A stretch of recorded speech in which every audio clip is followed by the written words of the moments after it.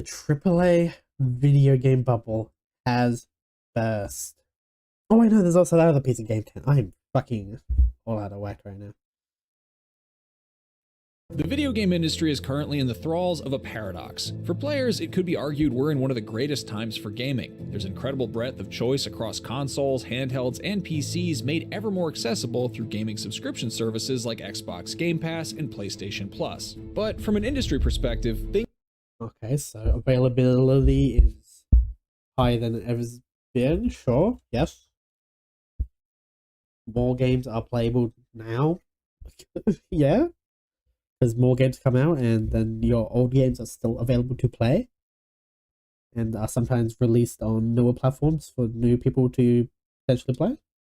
So, yeah. things could not be more dire. More and more studios seem to be closing, original IPs are being scrapped mid-development, and vast legions of game developers, programmers, artists, and animators have been cut loose. That's because they overhired. They were getting a bunch more money rolling through so they could hire more. But then once that well started to dry up, I had to let people go. Shitty, yeah. But it's kind of the developer's fault for just hiring so many fucking people. Don't overhire. Don't overfill your ranks. I don't know. Also, what the fuck game is this on the screen? What the fuck? Oh, the most recent Saints Row. Why does it look like that? Wait, what the fuck? To put it simply, the AAA video game bubble has finally burst. It has finally burst now? I think it's been bursting for a little while, bro. Across the past 2 years, over 23,000 jobs in the video game industry were lost, with a staggering 6,000 in January 2024 alone. Yep. And in some areas, they might be firing the wrong people, like Destiny 2. They fired quality assurance people. And like the newest episode Revenant, and The Dawning and like events have had like bugs galore. Like for like The Dawning, the Christmas goddamn event they do every fucking year had bugs. Like, how do you fuck it up that bad? It should just be something you just activate with like very little issue. Like maybe some like minor shit here, but not being able to like complete the fucking quest or being able to like fucking like being able to get the weapons pretty much. Or like triumphs not functioning. Crazy. Oh, and that you could get the fucking like special little extension pass for it for free, and then they quickly cut that off. Like, you need goodwill right now. You should just left it as free for everyone. But no, that would have hurt your fucking wallet. Like, I understand that might have been like an easier fix than like fixing like quests, triumphs, or like weapon rolls, something like that, but Jesus. You need the goodwill. Over 30 video game development studios have ceased operations, including Arcane Austin, Volition, and most recently Firewalk Studios. Damn. Arcane Austin.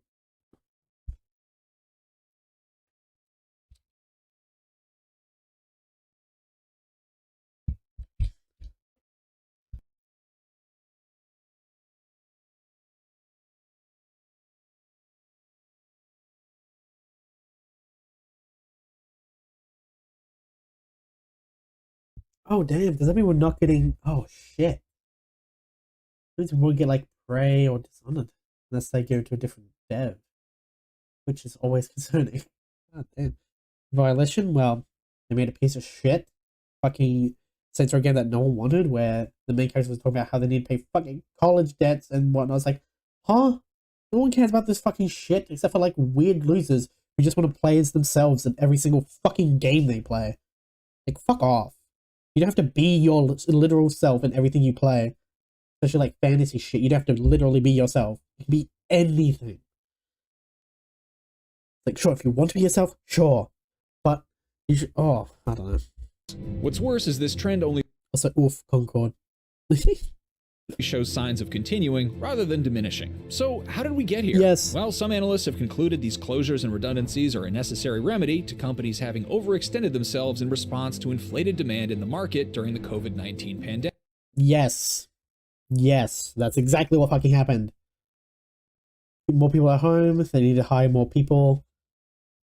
So, and there's work for home. There was work from home, which was probably cheaper to hire people for, since there wasn't like the in office stuff you had to like worry about. Like, holy crap! And also why the AAA fucking bubble is bursting. Fucking Marvel shitty humor, fucking terrible writing, or terrible just like unfinished fucking games, like games that come out like buggy fucking messes, or fucking this reliance on wanting to like create a live service game that will last them, that can like keep raking fucking money. Like motherfuckers saw like the success of like fucking GTA Online, like, oh, can we do that and just raking billions off this like game we only spent a couple mil on? So like the game is basically essentially all profit for fucking a decade nearly. Pandemic. While that's undeniably a factor, that's just one of many issues that have been gestating for years within the AAA project bubble. Just 5 years ago, AAA projects' average budget ranged from $50 to $150 million. Today, the minimum average is $200 million. Call of Duty. Yes. Also spending way too much. Why are you spending 200 fucking million? The fuck? It's the same problem with movies. They spend like an insane amount of money. Like, you don't have to. You're choosing to because you think more money on the game means it's obviously going to be better, right? No, not necessarily. Like, fucking indie games prove that wrong every fucking day. Well, not every day, but like pretty often. You can get these like really popular fucking indie titles, or like these like just like smaller games. Fucking Lethal Company, Liars Bar, Among Us, fucking like, bro, it's insanity. And then like when you get like games like Call of Duty that are like $200 million, it's like you should have like a decent base from like the previous game to work off of. So a lot of like the like background stuff is already done, like fucking like shit, like audio and like fucking matchmaking. You just got like maybe update bits and pieces here. Like, what the fuck? It's like it's almost like a reskin every time. Like, I don't know how you're spending like you spend a shitload on fucking Call of Duty every year, especially when they have the fucking AI shit happening. Like, they're fucking using AI to make shit. Hold on. Like, this is gonna come up. Let's see. Is it in here? Okay. Like, this. You had fucking this fucking one of the events. It's past now, but in the event, you could unlock this loading screen. It's so clearly fucking AI generated. One, always like, if you always look at like fingers and shit. 1, 2, 3, 4. Okay, we still got something's not right here. 5, fucking 6. And I think there's also like something going over here too, like the hand, just like the proportions are weird. Like, yeah, just look a little fucking weird. Also, yeah, the bow here is like way off to the side, but like this should be about the middle of the present, right around here. Also, this bow is like gold only on one side. Yeah, like what the fuck? And then you also had, yeah, you had this image here. Fucking a bunch of fucking fingers. Like, holy crap. Like, they're spending all this money, yet they're doing bullshit AI content. Like, it's crazy. Oh my, is that fucking AI? That looks a little off. Like, and then you got losers who like don't care. Like, bro, these guys have millions upon millions upon millions of dollars. They can pay someone. What's this? Several of the calling cards in this game are even more obviously AI generated. All the Guna cards even clearly use the same prompt of women lying in skulls. If you look closely at any of them, you'll notice flaws in the skulls and don't make much sense, faded details, etc.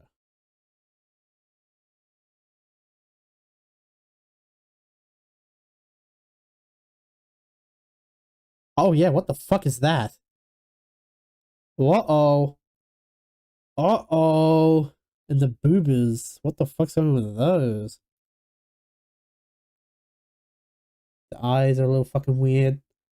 Yeah. Oh my god. Yo. Yeah, this ain't good. Holy fuck.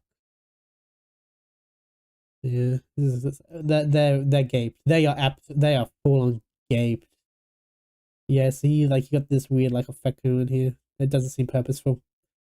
Oh no. These cat ones are also pretty obviously AI generated too. They all look super similar and the cat has fingers. Oh my god. Yeah, no, they're fucked.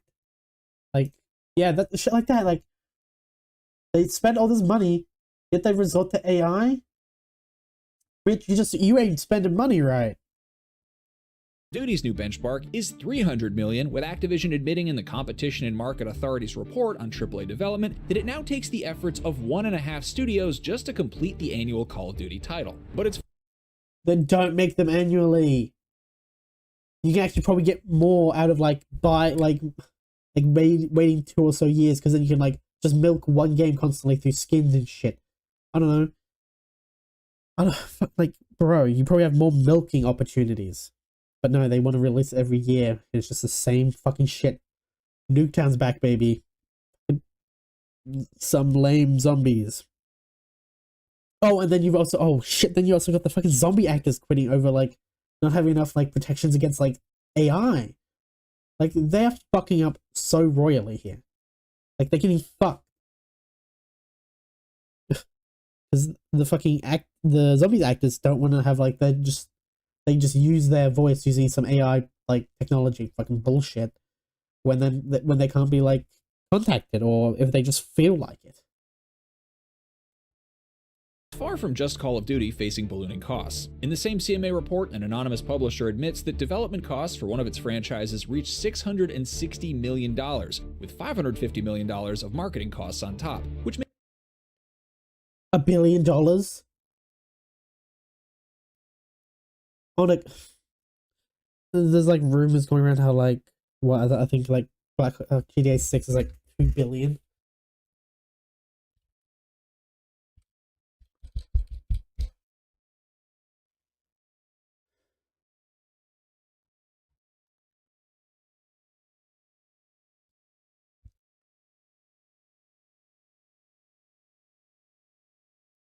Like it's like come on, this is like 2 billion apparently. Expand. And has been in development since 2014, making it the most expensive entertainment product of all time, as Rockstar is determined to set new standards. What is your new standard? $1 billion per fucking game minimum? Like, bro, this is not a good standard to set. Because what if the game comes out, it's just kind of fine. It's not like the like if you're spending $2 billion, I mean, it's probably gonna make its money back because it's for sure gonna have online bullshit. I don't know how the GTA 5 online is gonna connect into that in any way, or if it's gonna be like fresh start from like bottom up. Who the fuck knows? Like, bro, I oh my god, why like, bro, that's spending so makes much. it a $1.2 billion game. To put that into perspective, Minecraft, the world's best-selling video game of all time, only broke $3 billion last year, and keep in mind that's what it made since it launched way back in 2011. The realities of these budgets mean entire publishing houses are massively overstretched and are now desperately facing the consequences. If their developers' huge projects don't make money immediately, they gotta go. Sega's sci-fi shooter Yeah, they don't think of like, oh, okay, we release it, then it instantly has to get like its fucking money back in like a week or like a month. Like, no, you have to let it reach, like, you have to like reach out to like I don't know content creators can like market your game almost for free compared to what you pay in marketing. And if you like incentivize through like maybe like a Twitch, like similar like Twitch drop stuff like that. Like if you had Twitch drops on more platforms, like YouTube, because a lot more people fucking watch on YouTube. Like review stuff, maybe like in like reviews, you can have like a special little code, or if you like, maybe there'll be like a thing if you've like legitimately watched like the whole video, include like any sponsored sections that you can like unlock a thing in the game. Like drops is like one of the best parts about Twitch. Like Twitch is crazy sometimes, but drops are probably one of its best features. because that probably helps with some degree of incentivizing to play games. Like Destiny gives you like emblems in that. Other games give you like maybe like a weapon charm. Like it's usually something small, nothing major. But maybe if certain games every now and then, maybe like near release time, there's like some cool, like really cool kind of decent reward you can get. Maybe like a whole entire skin, or like I don't know if I'd go weapon depending on the game. I don't know, like something interesting, like maybe like effects. I don't know. Generally, that like fucking cosmetic. I don't know if you can have anything that would drastically affect your gameplay without people getting up in arms about it. Super game Hyenas was in development at Creative Assembly for 7 years, and just as it was publicly playable for the first time via alpha testing, it was promptly cancelled. The reason? Sega preemptively. Also, I still have my goddamn monster from yesterday. He's still going. There's still a little bit in there. Okay. Concluded that Hyenas couldn't make its money back. Blizzard's survival project, Sega And there's a nice, I like the like styling on the animation here, and like the character models. preemptively concluded that Hyenas couldn't make its money back. Blizzard's survival project Odyssey had a similar trajectory. Odyssey would have been the studio's first new IP in 8 years, and given the market's love for games like Minecraft and Rust, such a gaming titan should have undoubtedly made waves with this project. What the fuck is this bucktooth fish? What is that? That's hilarious. What the fuck? Yo. Yeah, is it like little concept images, or is this all? What the hell? What is this? What the fuck was this game? Oh, play video, you piece of crap. Play. Project. When Microsoft acquired Activision Blizzard, though, the project was swiftly killed with little reason publicly given beyond inconveniences in switching engines to increase player count on the servers.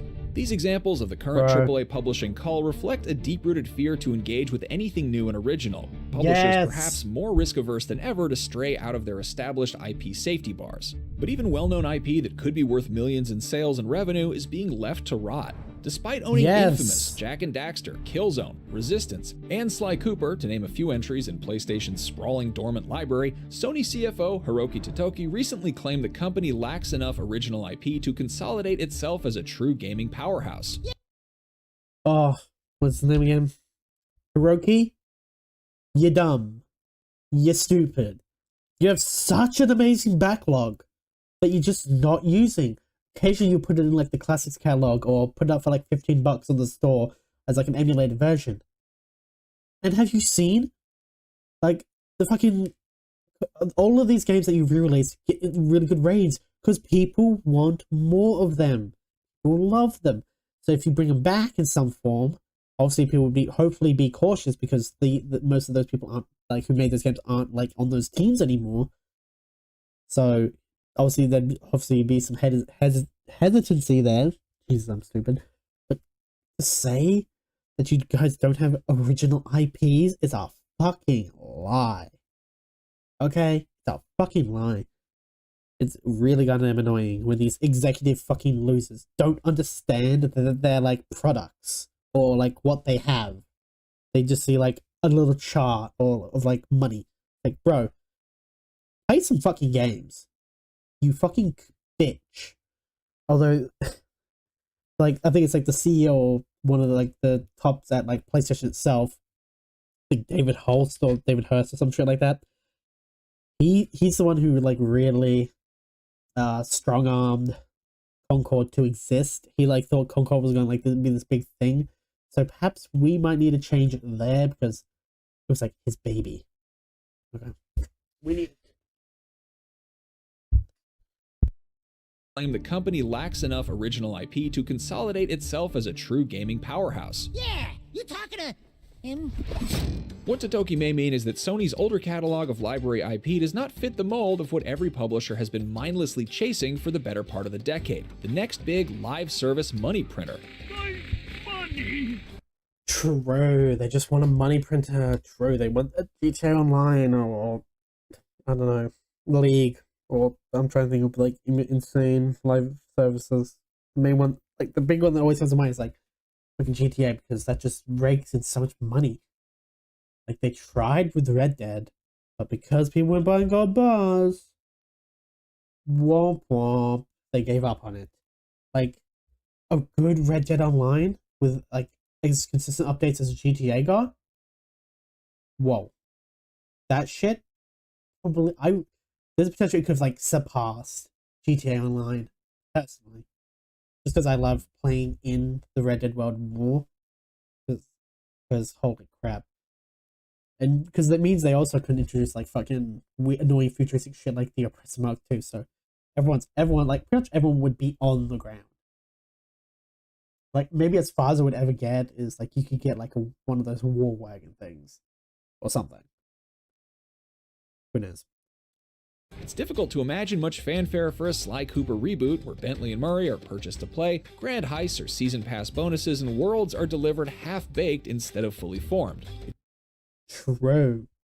Like, back off from live service.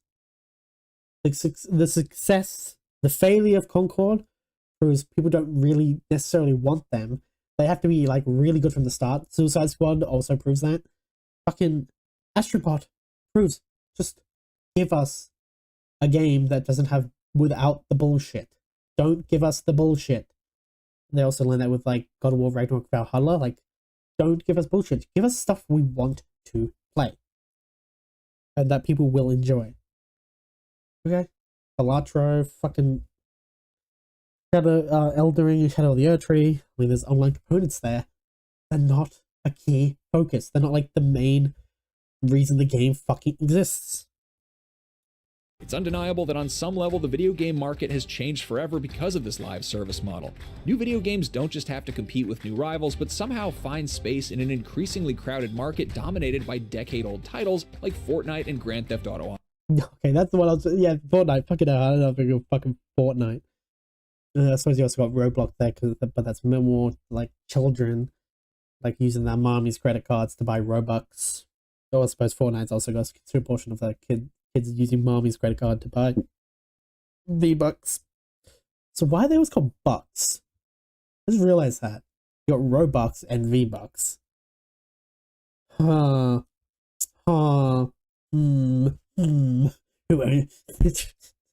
Online, games which will continue to hold higher player counts than many of the best sellers of the last few years. But live service titles require investment of not just money, but also time to find their audience, neither of which was afforded to Firewalk Studios' Concord. The crew of Concord's North Star will never fly again. The recent fate of Concord's Firewalk Studios serves as a microcosm for the increasingly bleak outlook for the next few years in video game development.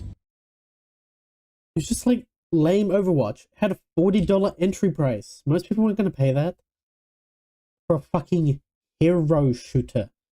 It's just that there was no campaign.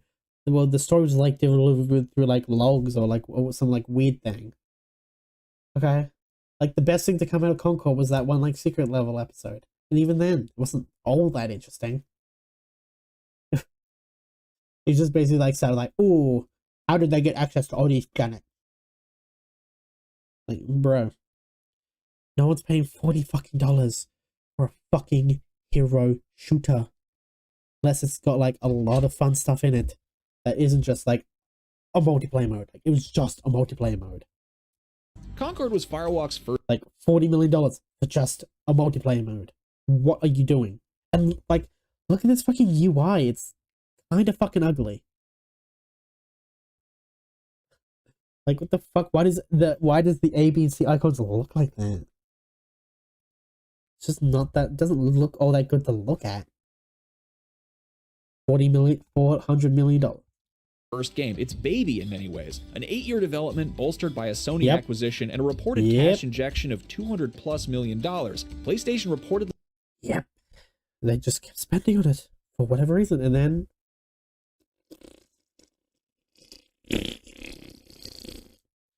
down the shitter.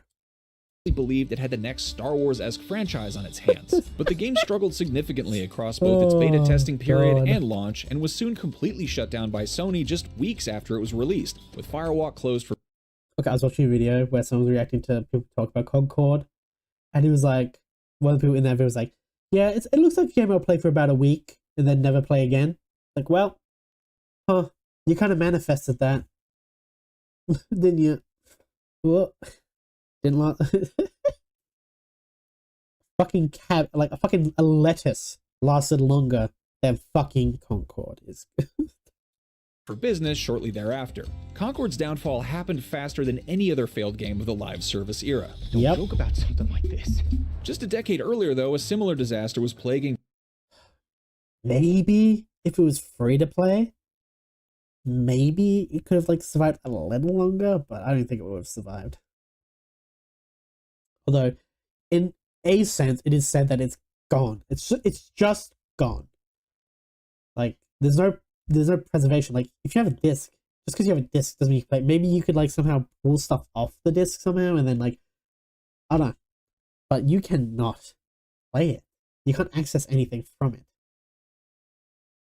As far as I'm aware, I don't know if you can, or you might be. I don't know if you can launch it or not. I don't know. You might, because you might need to like log in to like even see like the lore stuff.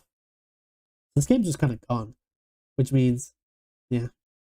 So I feel like there still should have been some level of preservation in some aspect, just because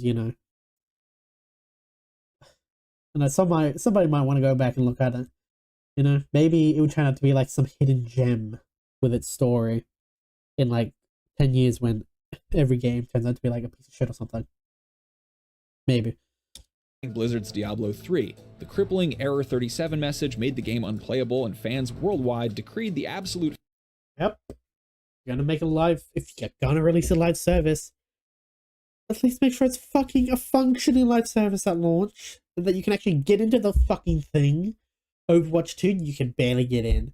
This, you can barely get in. Pretty sure with Path of Exiles 2, even though it's like semi-early access, you couldn't get in. So people were struggling. It's like, why does this happen every time? Do you not test? Can you like run like tests on this somehow? Like we just have like a bunch of like machines where like you just have a shitload of like logins occurring to like test how much it can like handle, and then you like go from there. Surely you guys have the fucking money. I'm sure you could figure out something.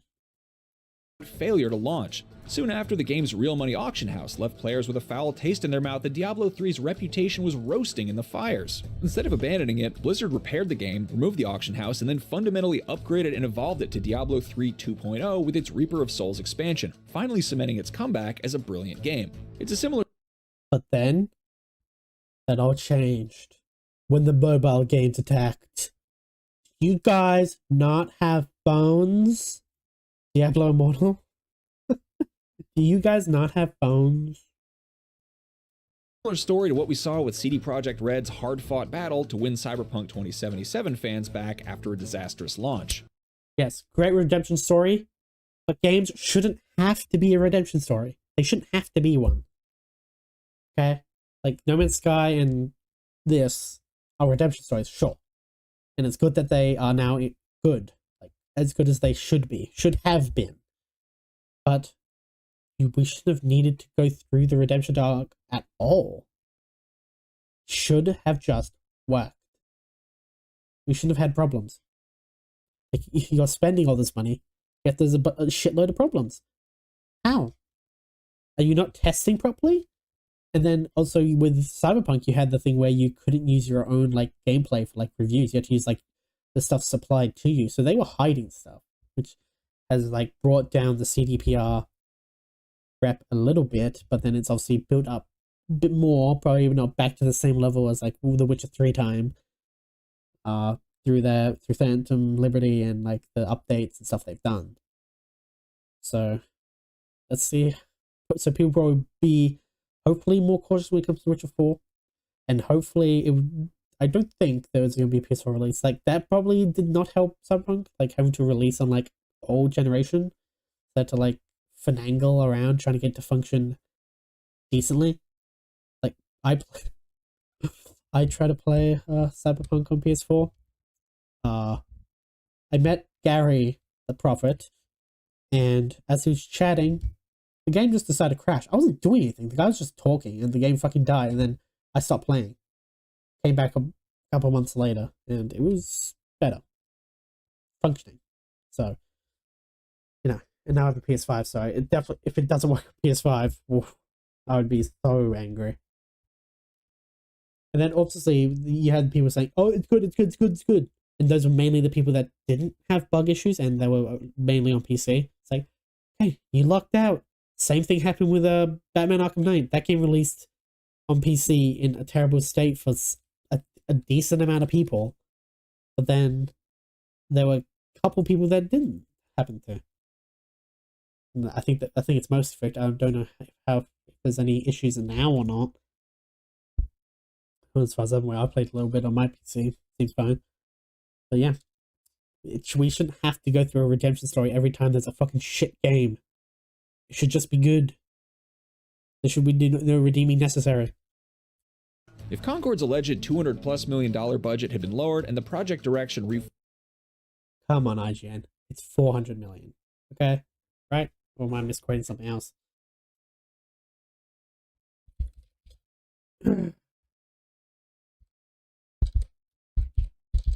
So $400 million on the hero show is insane. Yeah, 400 million.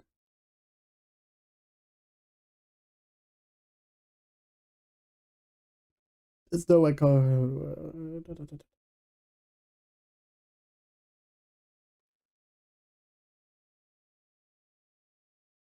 damn, Concord was potentially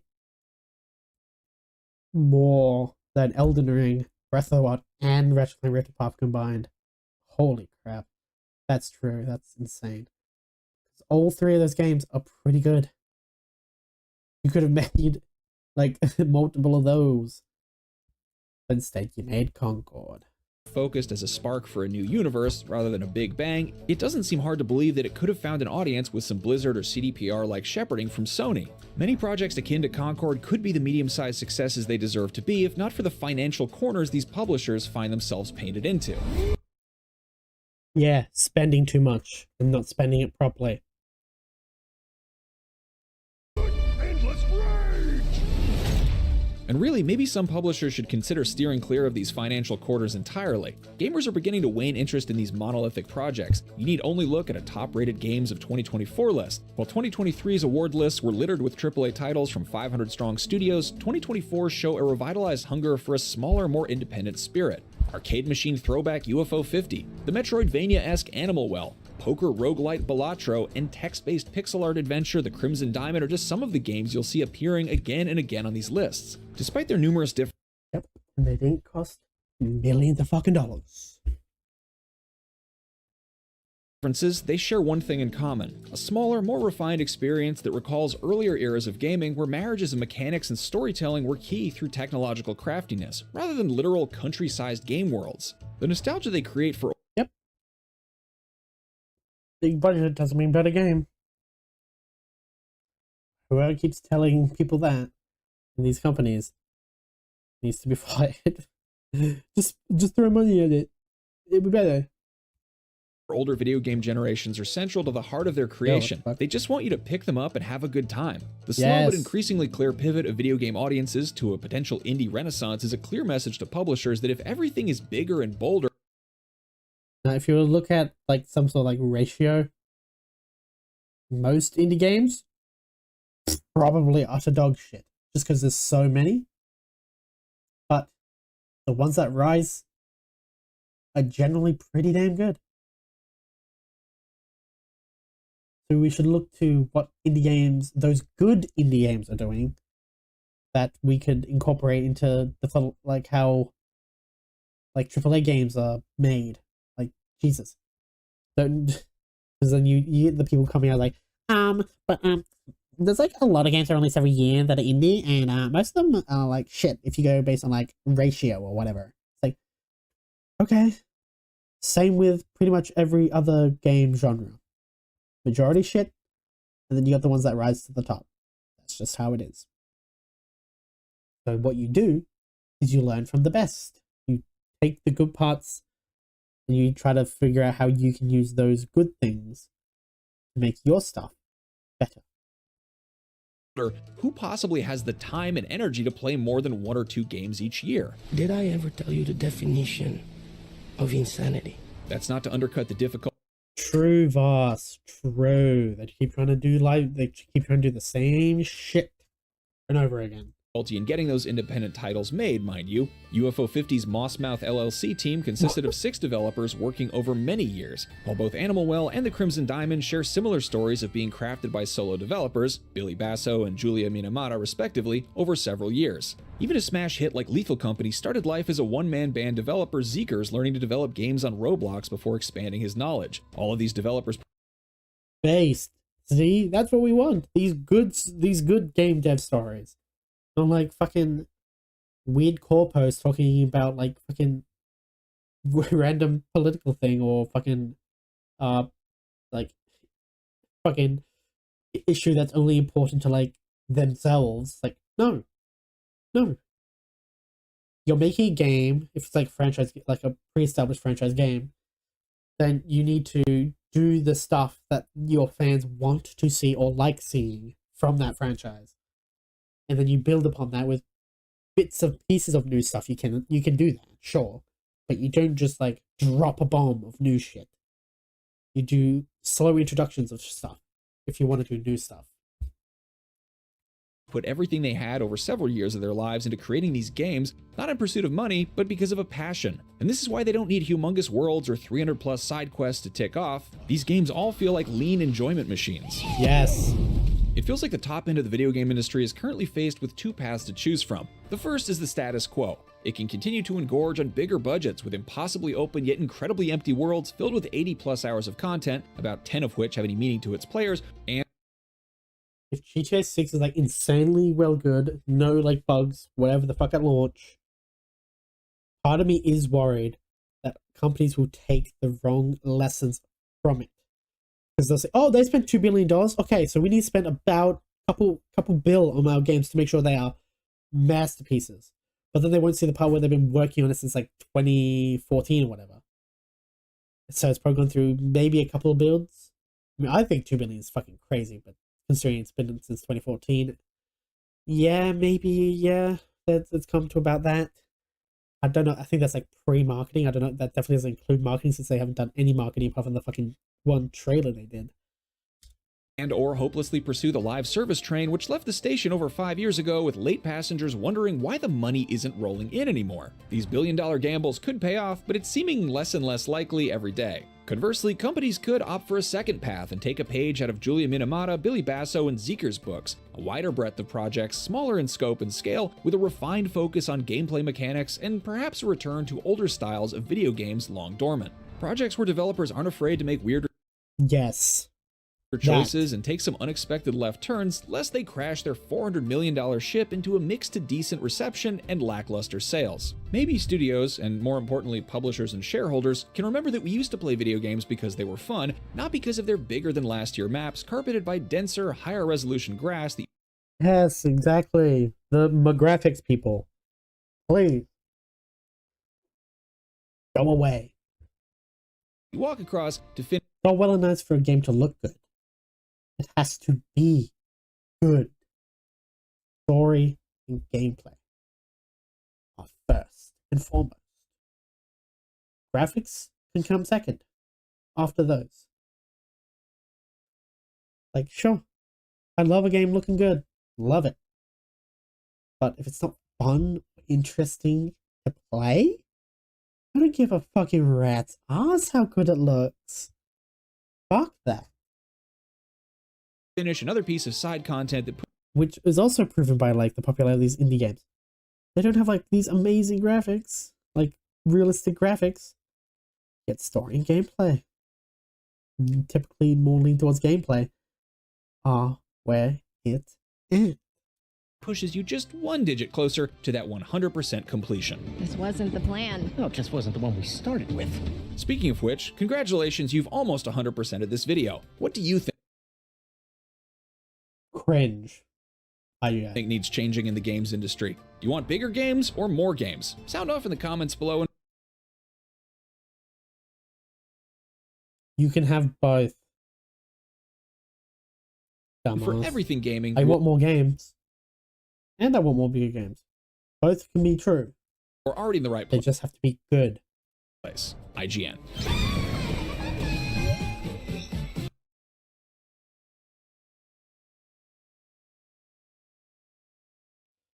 Ah, correction. This was written by Sab Astley, but the narration provided by Max Scoville. Sorry for the mix-up, and thanks to Sab for the excellent script. Max Scoville, who actually did write this comment. We have to emphasize that. You're telling me $300 million mediocre games devoid of risk and bloated with microtransactions aren't sustainable business models? Madness. It's not the AAA bubble that it's burst, it's the live service bubble. Okay, yeah, these companies need to trim scope and budgets to reasonable levels because the costs have gone up, but the quality and fun of the games has not. Exactly. It's like, in many ways, it's gone fucking down.